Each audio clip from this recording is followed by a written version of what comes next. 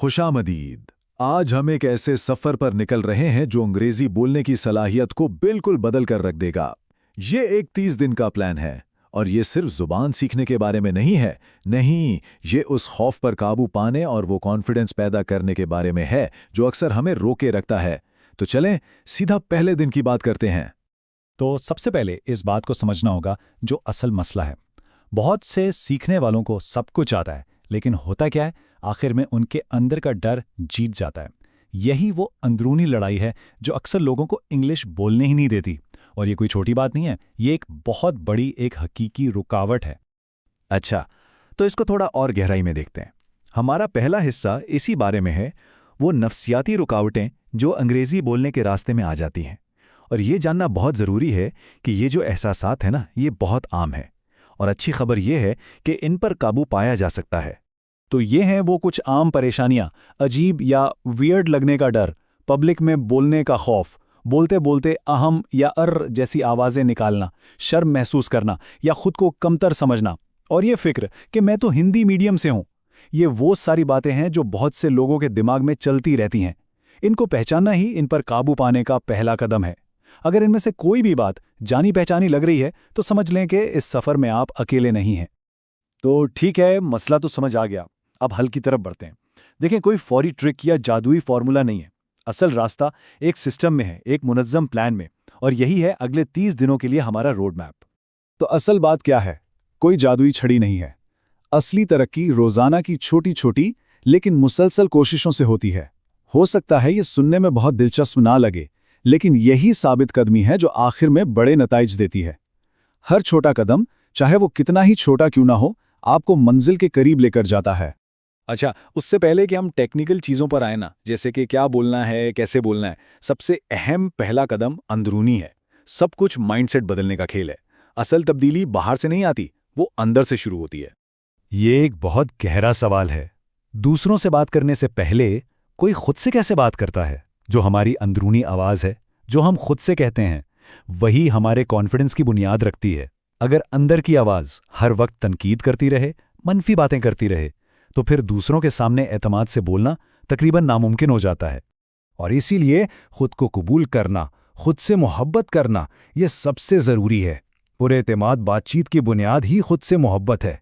जब कोई खुद को अपनी खामियों समेत पसंद करता है ना, तो उसे गलतियां करने से डर नहीं लगता। वो ज़्यादा आज़ादी से बात करता है, और यही तो सीखने के लिए सबसे ज़रूरी है। चलें, तो बुनियाद तो बन गई। अब बात करते हैं उस तरीके की, उस मेथड की जो हम इस्तेमाल करेंगे। ये एक बहुत ही सादा लेकिन बहुत ताकतवर फ्रेमवर्क है, जिसमें कम्युनिकेशन के 3 सबसे अहम हिस्से हैं। इसको कहते हैं LUS मॉडल। पहला कदम है L, यानी लिसनिंग, सुनना, और सिर्फ अल्फाज नहीं बल्कि तलफ़्फ़ुज़ और लहजा भी। दूसरा कदम है U, यानी अंडरस्टैंडिंग, समझना कि इसका असल मतलब क्या है। और फिर आता है आखिरी मरहला S, यानी स्पीकिंग, बोलना, जो कि सुनने और समझने की मजबूत बुनियाद पर ही खड़ा होता है। ठीक है, अब आते हैं बिल्कुल प्रैक्टिकल बातों पर। अगले 30 दिनों में हम बोलने की महारत को बेहतर बनाने के लिए 5 खास चीज़ों पर फोकस करेंगे। समझ लें कि ये आपकी टूल किट है। तो ये हैं वो 5 चीज़ें: फ्रेजेस यानी जुमले, प्रोनाउंसिएशन यानी तलफ़्फ़ुज़, टोन यानी लहजा, ग्रामर और वोकैबुलरी यानी अल्फाज का ज़ख़ीरा। अब यहाँ एक दिलचस्प बात नोट करें, ग्रामर को जानबूझकर आखिर में रखा गया है। क्यों? क्योंकि शुरू में रवानी और एतमाद बनाना परफेक्ट ग्रामर से कई ज़्यादा ज़रूरी है। एक बार बोलने में आसानी हो जाए तो ग्रामर को ठीक करना बहुत आसान हो जाता है। और ये देखें, एक बेहतरीन मिसाल के छोटी छोटी तब्दीलियां कितना बड़ा फ़र्क डालती हैं। जैसे आमतौर पर लोग कहते हैं ब्रेकफास्ट, सही तलफ़्फ़ुज़ है ब्रेक-फस्ट। इसी तरह शावर नहीं बल्कि शार, या हर्फ H, जिसे अक्सर H कहा जाता है, सही है H। ये छोटी छोटी चीज़ें आपकी अंग्रेज़ी को फ़ौरन बहुत साफ और बेहतर बना देती हैं। चलें, अब वक्त है इस सब को अमल में लाने का। आज के लिए एक होमवर्क है, कुछ खास जुमलों की प्रैक्टिस करनी है। ये इस सफ़र का पहला असली कदम है। तो करना ये है कि अगले 24 घंटों तक इन 5 जुमलों की खूब प्रैक्टिस करनी है। मकसद रट्टा लगाना बिल्कुल नहीं है। मकसद ये है कि इतनी बार बोला जाए कि ये जुमले ज़बान पर खुद ब खुद आ जाएं। ये सब रोज़मर्रा की ज़िंदगी के बारे में है, इसलिए इन्हें याद रखना भी आसान है। तो ये रहा आज का होमवर्क। इन 5 जुमलों को ऊंची आवाज में बार बार दोहराना है। पहला जुमला है आई वेक अप एट 5 AM। हाँ, इसको अपने वक्त के हिसाब से बदल सकते हैं। दूसरा जुमला I brush my teeth before breakfast. याद है ना, ये ब्रेकफास्ट है। इस छोटी सी डिटेल पर ध्यान देना है।